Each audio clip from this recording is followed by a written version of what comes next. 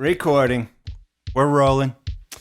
Adam, if product design were ice cream, you'd be the industrial heat gun melting it into mint chocolate mush. Yes, I would. Welcome to Engineer vs. Designer, The podcast. where designers, engineers, makers, bakers, and people for whom the name Toolman is not an insult. I am Adam. And I'm Josh, and as always, we'll be making fresh product design smoothies from the brainiest compitulum of our esteemed guests. This week, we have the great pleasure to speak with the one and only Chuck Cage, founder of the uber-rockin tool blog, Toolmonger.com. The world's first tool blog, as a matter of fact. We'll start with a design history lesson, courtesy of SolidSmack.com. Yep, followed by a cool designery tip, courtesy of CADjunkie.com. During which I will attempt not to run over myself whilst trying to give myself a wedgie and fall over embarrassingly.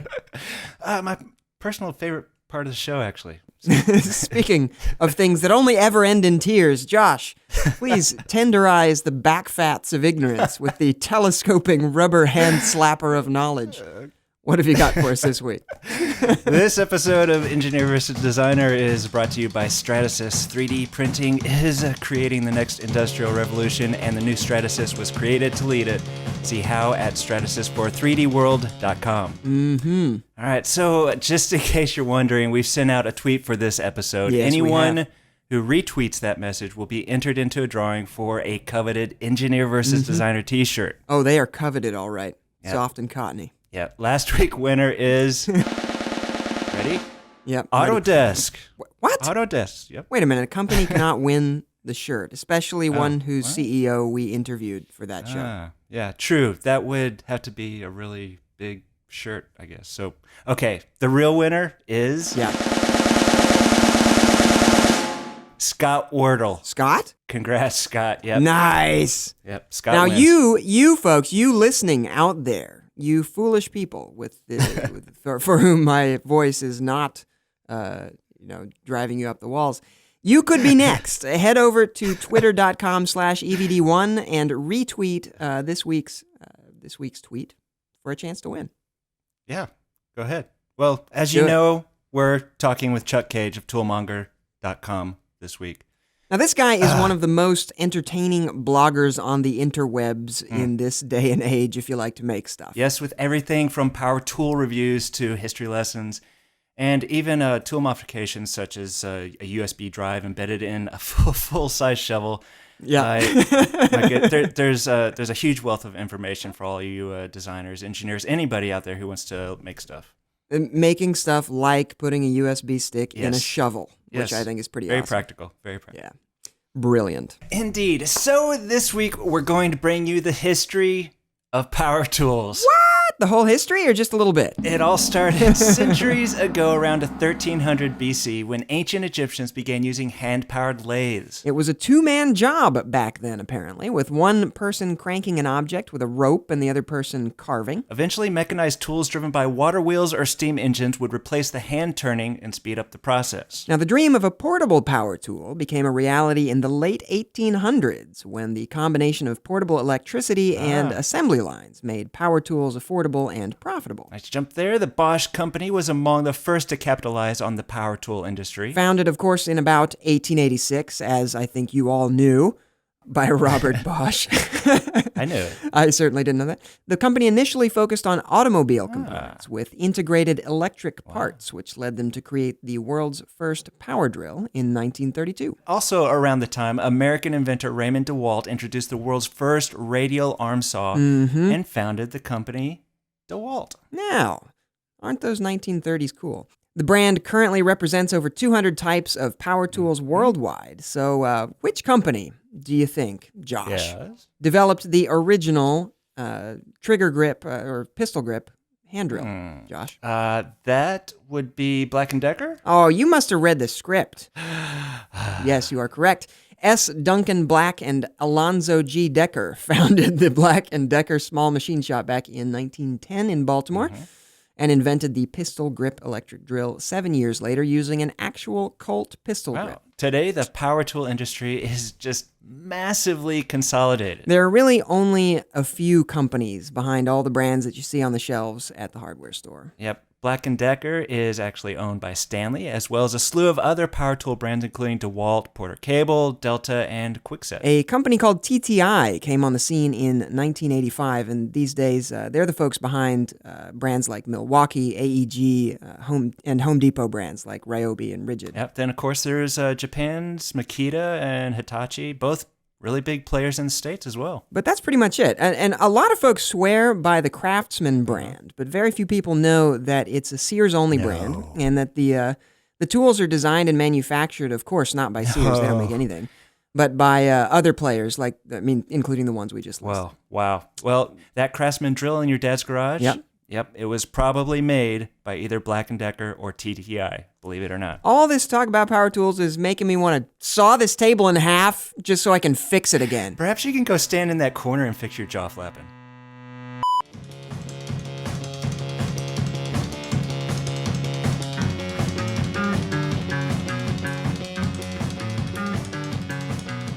As it turns out, EVD has a Google Plus community. No way. No. On this Google Plus page, we are going to throw out a quiz question with a random factoid from this very episode of Engineer vs. Designer. Answer that question correctly in the comments, and we will send you a what? What are we going to send them, John? A 3D printer. No way. Yep, no, just a shirt, cotton shirt. Enter your name. We will enter your name in a drawing for a free CAD Junkie subscription as well. So be sure to do that. And last week's winner was yet another Scott, Mr. Scott Moyse. Congratulations, Scott and Scott. Get your fast twitch comet muscles primed and ready, and get over there. Get over there. Power tools. Josh, what would we do without them? You can only hand drill so many screws into a wall at a time, and I blister so bad. My hands are sensitive. Well, I've been using tools like a crazy man lately, Josh, but mostly just, cutting the legs off of IKEA furniture for fun. That's the main thing that I do with tools. This guy's a muppet. But as you know, we talk a big game here on EVD about 3D printing quite a bit. We do. And Josh and I have both worked with professional grade 3D printers at our various jobs over the years. Oh, Ultim 9085. Rub it all over my chesticles. But until now, Josh and I have never actually owned one of these. No, pretty sad. Pretty sad. Until now. Right. Just today, actually. Just this very morning, I received the most glorious FedEx shipment, a giant, beautiful black box containing our shiny new EVD thermoplastic squirting, dual extruding, super speedy, yes indeedy, MakerBot Replicator 2! Yep. Excitement. Pretty stoked. So here's the thing. Yeah. We want to use this thing and use it good. We got some ideas of things we'll be printing with this beauty, and we will be blogging about that, of course. But we also want to get you involved with this thing, too. Oh, yeah. So we're sponsoring a contest. Yep. That's right. Design the coolest 3D printable workshop solution you can muster. Any little thing that you think could be 3D printed on a MakerBot and you could use in your workshop. It could be a tool, fixture, workshop-specific decoration, curtain rods, whatever. Yep, post it to GrabCAD and tag it EVD MakerBot. That's Ebola, varicose, diphtheria MakerBot, all one word. EVD, all one word. We'll pick 3 winners and print them all on the replicator and mail them to you, and the winner will be featured on the next episode of Engineer vs. Designer. So rockin'. Yep, believe it.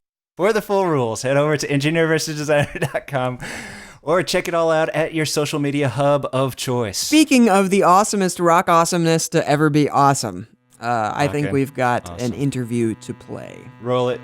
Greetings, Chuck Cage. Welcome to the show. First of all, most important question first, right off the bat. So I've got a either or for you. If you could gain the ability to transform your hands into circ saws and your face into a welding mask at will, but in payment for that privilege, you have to have a cord coming out of your behind that you would plug into the wall socket to keep you alive. Would you do it? What? Yeah, really? With that kind of technology, you can't go cordless? I would think so. You'd have a battery pack sticking out of your butt instead of a cord. That'd be better. At least there's options. So you're saying if it were wireless, you're all for it? Well, I would think about it. Honestly, I use my hands a lot more than I do circ saws. Okay. But The welding mat, that's tempting because I've given myself, welder's sunburn on my face many times by being a lazy. Right. Lazy Excellent, Chuck. You'd make a mess eating a whole turkey. That would be just incredibly fun to watch, actually. Well, Chuck, for those out there who don't know, Toolmonger.com is a blog centered around tools of all kinds. It is one of my favorite websites of all time. If you don't read it, you should. I first heard about Toolmonger way back when I was designing power tools at a little company called Black & Decker. And I don't know if you knew this, Chuck, but we all read Toolmonger religiously, love it, content, style, the whole thing. Where did the idea for Toolmonger come from? I've always enjoyed writing. My mother had me write things when I was a kid to keep me entertained. And I was a software developer, so I wanted to find some kind of niche to start a blog. Uh-huh. I guess I was kind of lucky enough early on to realize, I call this luck because I had no idea, early on to realize that, man, I don't need to start just another tech blog. I think I need to find something people aren't writing about. Right. And incredibly, nobody was writing about tools. We kept thinking, my friend Sean O'Hara and I, who co-founded Toolmonger, we just kept thinking, surely somebody's doing this. Right.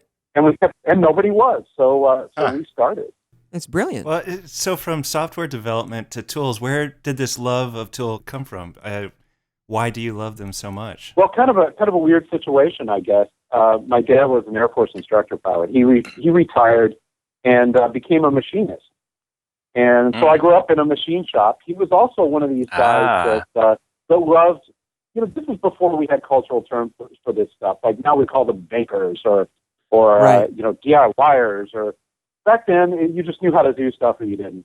Uh-huh. And he knew how to do a lot of stuff. So I grew up around that. And then I guess I got from him a fascination with being able to do things. And tools are an extension of that. Obviously the most important thing is your knowledge and what you can do, but there are some things, let's face it, you just can't do without the right tool. Right. And you can't use the right tool without knowing how to use it. So, or knowing that it exists, and that's part. where Toolmonger comes in. Absolutely true. Absolutely. Now, your site, Toolmonger, is a blog centered around tools, as we've already said, and your motto is, if it's tool-related, new or old, awesome or awful, affordable or utterly out of reach, we write about it. Now, that's pretty all-encompassing. Who reads this stuff? Yeah, that's a real popular question. We catch a lot of crap from people about that because they say, when we started, people said, no, you need to write just about the newest tool out there. And we're like, well, that's not what we talk about in the shop. Yeah. Just because, you know about it for years doesn't mean I do, and vice versa. Right. Or that I don't know something about it that you don't, we can share. Our readers are really a wide group, and we get this from demographic surveys, of course, but also from the comments you can see on the site, which I encourage anyone who's reading the site. The comments are every bit as important as what we write. They're excellent.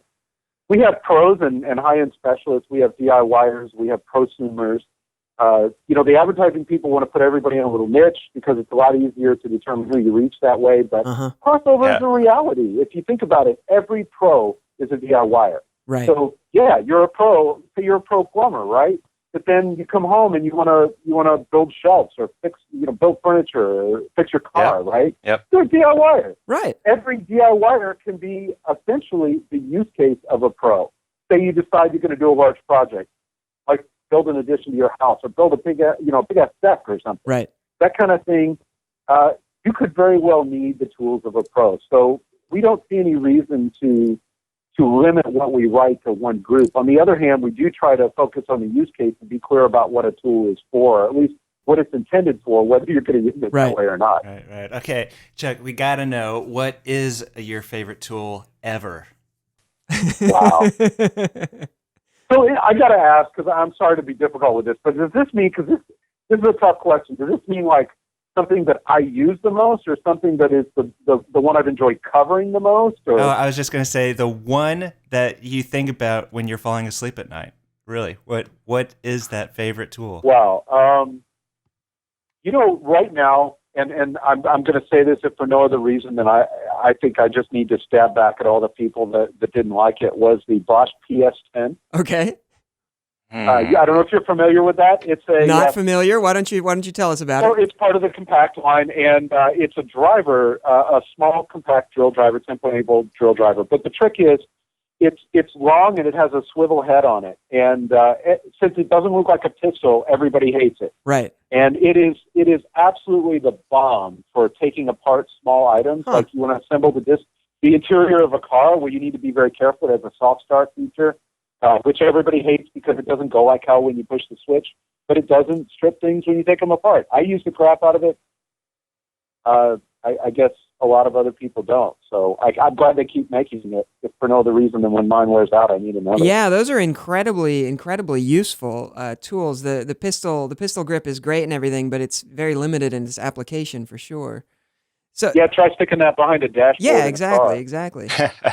So is there, on the totally opposite end of the spectrum, is there a cheap, obscure, lowbrow tool that you think everybody should own, and why? Yes.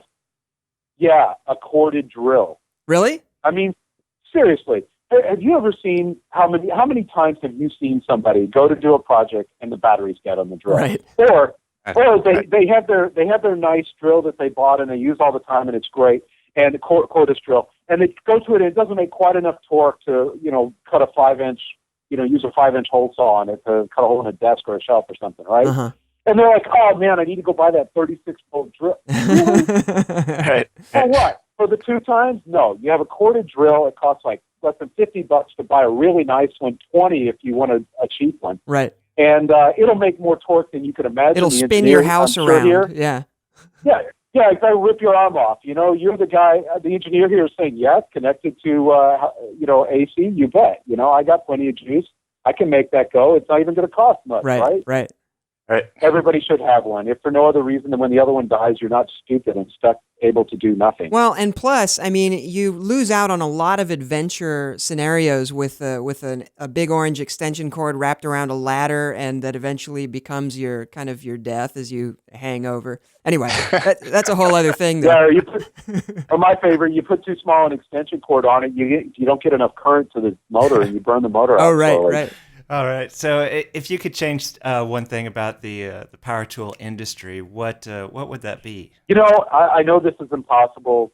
I would love to see more transparency. We as writers are lucky enough, often under NDA, to see things behind the scenes that I think would entirely change in a positive way the way people think about tool manufacturers. We often, people will, every company makes, we love to say this, and every company makes great products. Every company makes a turd every now and then. It happens. Right. Was there an example you can give from the past? Of which end? Of one company, can you name a company and then name a great product from that company and then a turd product from that company? Well, I'm not going to call anybody out on Okay, all right, that's fine. That's not very nice. I think sometimes... That's okay. Well, you don't have to do it. I have a feeling we're going to talk more about this later, but I think it would be nice, and I understand why they don't do it. There's a lot of competitive concerns, right. And rightfully so, and everybody's a little scared because of that brand identity and maintaining it. But I keep telling everybody that I hear, if most consumers had seen what I've seen from these companies, I don't think it's very rare that I've seen something behind the scenes in a company that made me think, wow, I don't want to buy their stuff. It made me think, wow, that particular product might not work for me, but these guys are really trying to figure this out. Right. They're trying to deliver something that they imagine has an audience, and every time you see that miss, you're just like, sometimes they'll make a great product, but people don't figure out what it's for. Right. And I think you guys probably have some experience with that. Well, definitely. So as I think you're reading ahead. Yeah. This next question has a little bit of a backstory to it. First of all, I remember way back, it must have been 6 or 7 years ago. There was a tool when I was at Black & Decker called the Auto Wrench, and this was a love to hate tool. It was a monkey wrench with a motor instead of a thumb screw, so you could open and close the jaws of this thing by pressing a button. And Josh's groan says it all, and everybody mocked this tool. And including myself. I thought when I saw it internally long before it came out, I thought it was the dumbest thing I'd ever seen in my life. And people are skeptical about how well it would stand up to abuse. And what I thought was interesting was that when this tool went out, instead of Toolmonger just making fun of this product as silly or gimmicky, being a serious tool blog, you guys decided to actually give it a fair shake. You stress tested it. And you stress tested it alongside another comparable wrench and ended up saying some really fair and positive things about the tool. I was surprised and impressed by that. So it seems to me that you're not much of a tool snob. You just love whatever gets the job done. Is that about right? I think so. That was a real learning experience for us because we had the same thoughts you did. Right. And that was relatively early on in Toolmonger, I think. And we thought if we just tell people that this thing's, a Mickey Mouse piece of crap, they're never going to believe us. We need to show them. So we fired up and did it. And it turned out that it was really funny. We put it on an anvil, which we pulled over a couple of times. We didn't write about that. But and we put a length of steel on it and a fish scale and some other stuff, and the damn thing broke at exactly the spec that it said it would. It was 260 something foot-pounds. Yep. And it's 6 inches long, right? So you'd have to put 400 pounds on it plus to break it, right? It'd be stupid. You have to do what we did to break it. And I remember at the time thinking, wow, we had to make a decision at that point. What do we do? And we thought, we should tell everybody what we did, and we did. And I believe at the time we said that we did the math as well. The cost of a battery versus paying a kid $0.25 to close it every time you wanted to do it. I loved that analogy. It doesn't really work out, so I'm not sure. But on the other hand, if you buy it, it'll do exactly what it'll say it'll do. I'm impressed that somebody managed to make that little metal ring around the outside with plastic in the middle of it stand up to that kind of job, but it does. Yeah. No lie. No, actually, I was like I was saying, I thought it was a really dumb tool, and then I used it. I had one sitting on my desk for years, and just opening it and closing it is so satisfying. It's just a fun little thing. So fun secret, I have the broken one hanging on the wall. Do you really? That is funny. Well, I'll have to tell the guy. I'll have to tell the guy, Scott, that designed it. I'll have to call him up and tell him about that. That was a little scary for us too when we realized that people read the blog. That was kind of. Oh, right. Yeah. All right. Well, Chuck, how do you feel about everybody buying these 3D printers, shop bots, sort of automating the whole manufacturing process? Are these just another tool on the bench, or do you think we're missing out on something by not taking part in the physical act of making? I'm really excited about 3D printer, the MakerBot especially being cheap enough that under $1,000 people can buy it and assemble it. Do you have one yet? I don't. I would like to, but I can't afford one. Is that sad or what? Not at all. I think this is an abstraction. This may sound weird coming from a tool guy, but I'm also a software guy. So this is kind of like, the WinterMac GUI that's on top of a command line. Right. It's not any kind of abstraction does two things for you. One, it helps you because it allows you to free your mind from low-level tasks to do higher-level tasks. And I think if you look around yourself, you'll find abstractions everywhere, and you couldn't live without them. On the other hand, they limit you because they can feel the workings behind it, and sometimes that can, kind of hamstring you. You need a balance between the two, and I think it's less the tool than the user that creates that balance. It is sad to see somebody who maybe is so fascinated by pushing the button that they don't know what's happening inside the tool, or they don't understand anything. If you can't make it with a 3D printer, they can't make it, which is kind of sad. On the other hand, if they're making, good for them. I mean, it's better than nothing, and I would love to have one. And there's a certain amount of knowledge of, wall thicknesses and build that you have to know in order to actually make this. So, I mean, there is that aspect to it. There is, and along those lines, I think you're seeing Make has also done a really good job of open source caching parts. Yeah. So yes and no. A lot of people are downloading and making it. It almost becomes less like a tool and more like a really crappy Star Trek replicator. Yeah. Well, it can kind of go either way, right? Yeah, you can use it either way, for good or for evil. Absolutely. I would love to have one. There's some things that I'm a horrible machinist. I should have learned from my dad. I have a smithy in the garage that I can. Oh, really? I can almost not use. Right. I'm horrible. But on the other hand, I'm pretty decent with a welder. So I don't know. It depends. Nice. Oxyacetylene or some other method? Oh hell no! I'm a lame. Oh, I'm a MIG guy. You're all the MIG way. guy. Okay, MIG TIG, something like that. Okay, Yeah. something with a gun where I pull a trigger. Yeah. So, Nice and pure.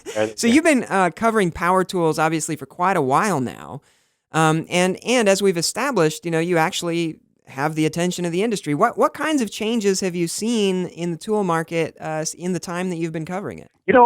There are two things that I'm really happy about, and we get a lot of argument about this, but I think Toolmonger readers enjoy arguing with us, so it's a good thing. It's beneficial to both of us too. We love it. But number one is that there's an overall increase in quality across the board. I mean, that doesn't mean that every tool is better, but I think if you were to add up, some kind of positive and negative value of all of them and put it together as a whole, things are getting better. A fun discussion that I had with my friend Sean's father, actually, the three of us had a while back. His father had this relatively old, beautiful old Stanley level. I mean, it was awesome. I think it was rosewood. I mean, if you can imagine Like a that wooden rosewood. Yeah. Oh, yeah, those wood ones are nice. It was beautiful. And he was like, man, they just don't make them like this anymore. We're like, yeah, they don't. They make them better. Right. They may not be prettier, but they last longer. They don't warp they don't warp. Yeah, exactly. They don't warp. Yes, number one, they're more accurate. They withstand drops a lot better. We did a drop test on one that was very similar to the auto wrench test. We dropped one like 400 some odd times. You can see the bubble from farther away. I mean, it's just the whole thing's better. Yeah. I collect those old things too. I love them. I mean, it's awesome. I would love to have one of those on the shelf, but I would use the new one. Yeah, absolutely. I mean, just to reinforce what you're saying here, I actually have one of the old Black & Decker drills that's with the all metal casing, and people look at those things and they say, yeah, well, they make these plastic garbage now, but back then tools were tools and men were men, and it's like, but No. actually the thing weighs 4 times as much and it's more likely to break if you drop it. So Uh-huh. Sorry. Anyway. Oh, yeah. Your second. No, absolutely. The other thing is that I see a lot more options. It used to be, if you go back 20 years, you see every year somebody takes the same little group of tools and tries to make them a little better. And more now we're seeing manufacturers look for a niche. They're trying to find something. Right. And that means nothing but good for the consumer, because when you go in now, you don't have to buy, a huge drill. You have 10 to choose from, and multiple versions of those from manufacturers, and that's awesome. Now, on Toolmonger, you have some really impressive engagement. Tons of comments. You wouldn't know it. People really seem to have an opinion about tools, and they really take this stuff seriously. Why do you think your readers are so vocal? I went back to school a couple of years ago to study online communities. Yeah. Because we kind of started one, and I felt like I didn't know how or why or what happened, and I've learned a little since then, and this is very much the reason people come together online. You have people that live all over, and they want to talk about this stuff. But who the hell wants to talk about it at this level that's next door to you? Right. Maybe if you're lucky, Tim Taylor lives next to you, but if you don't, you're screwed, right? Yeah. Not anymore. Now you go online and you form these communities of interest where people come together, and you can talk to other people. It's like a shop online. You hang out in the shop and you shoot the crap about this with your friends, if you're lucky enough to have friends come over and do that. Right. Now you do it online. It's awesome, and you're right. They want to talk about this, and when we put an article out there, it's as much for them to comment on as it is for us to express what we're saying. And I can't tell you how many times we've learned something incredible. If you have time for it, I have a great story. Go for it. We'd love to hear. One of my favorites is I wrote a long time back because I live in Texas, and everybody drives a truck in Texas. Uh-huh. Oh, yeah. And even whether they need it or not, we call them truck cars, right? Because, it's like it's never going to get dirty, but they're going to drive the truck because trucks are cool, Yeah. And I said, who in the hell ever buys a long bed? I mean, an extended cab short bed truck. I mean, that's just I mean, people are Just not wrong. so much. On the blog, immediately, guy comes back and says, "I'm a plumber. I have 3 guys that go with me to a job, and I carry crap-covered toilets back with me. Do you think I should ride with those, or should I make the guys ride in the back?" And I'm like, "Oh, okay, I'm wrong." Yeah. and I can multiply that by 1,000. Right. I don't know how right. many times we've learned from people saying, "That's me. I'm the use case. You don't understand." And you just can't beat that kind of education. That's fantastic. Yeah, that is great. So do you think, right now, obviously, I think tool enthusiasts are primarily a male-dominated group, I would think. Could be wrong about that, but that's my guess.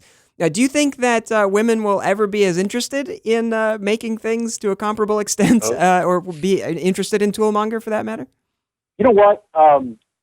Let's be clear. Women are interested in making things and tools right now. Right.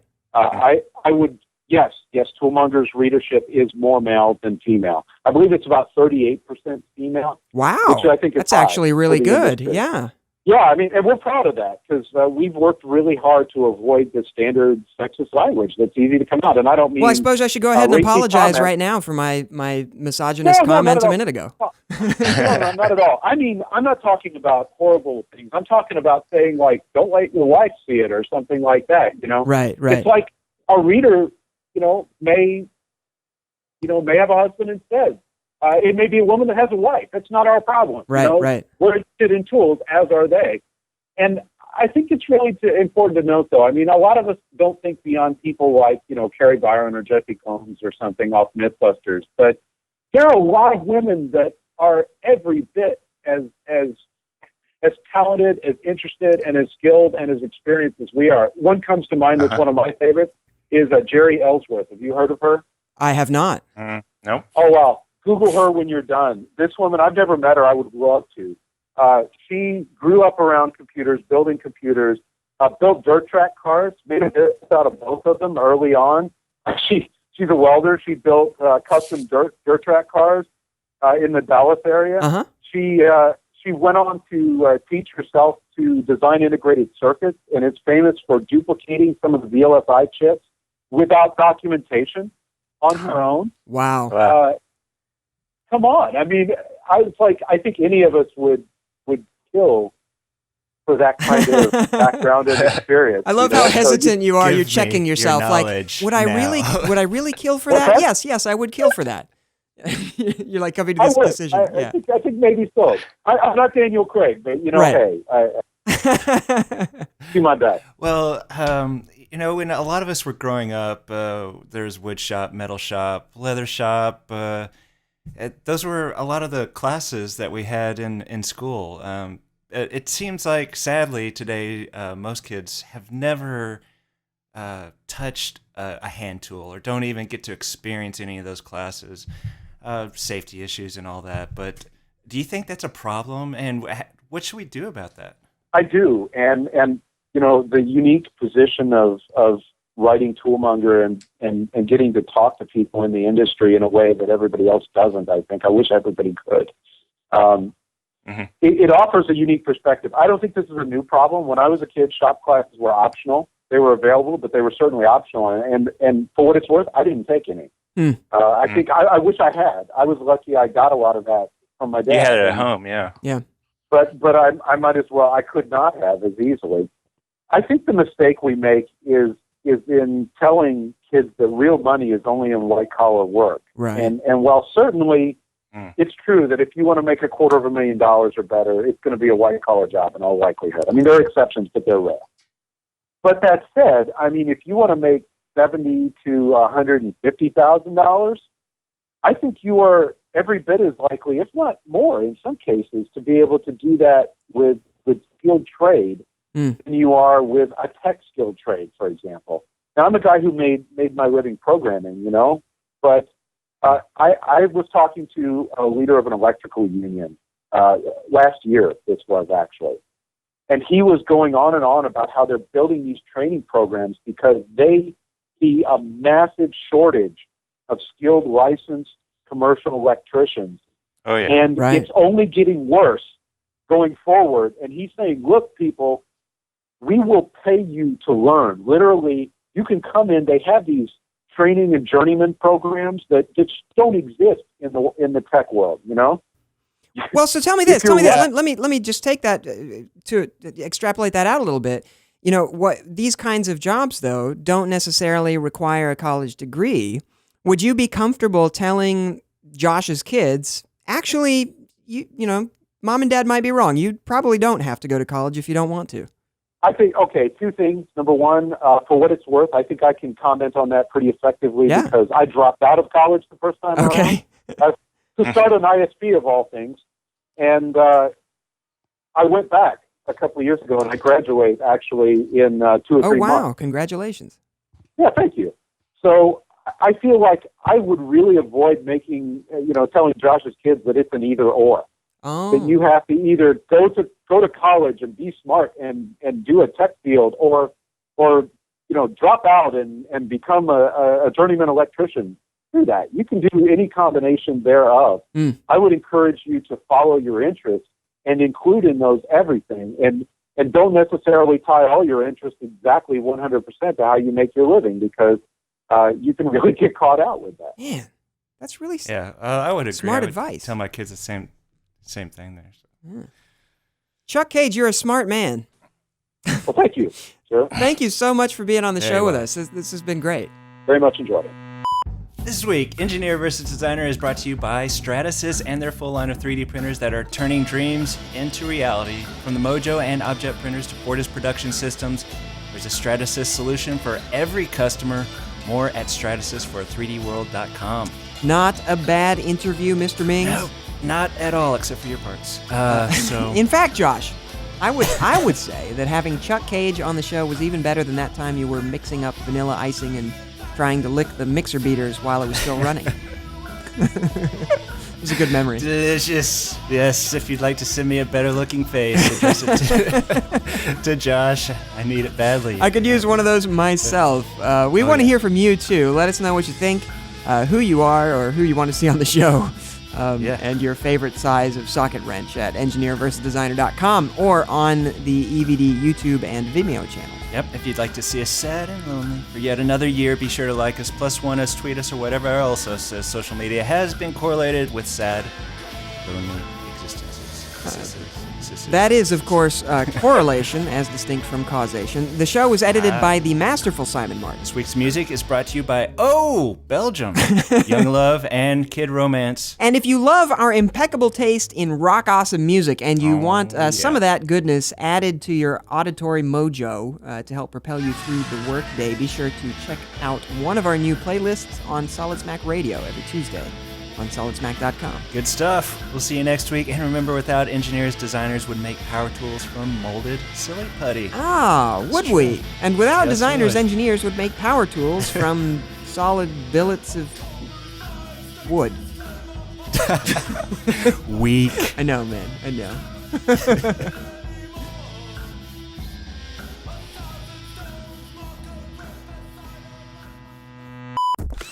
A production of EVD Media.